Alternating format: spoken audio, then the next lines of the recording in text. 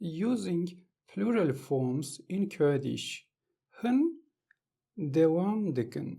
Now here we have plurality, so we should use qurs because the verb will help us to understand this one is plural.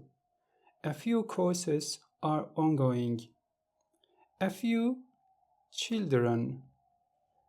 Liver chand dlizin. We say zarok. A few children are playing here. Schools. There are schools in this city. Lvi bajari dibistan hene.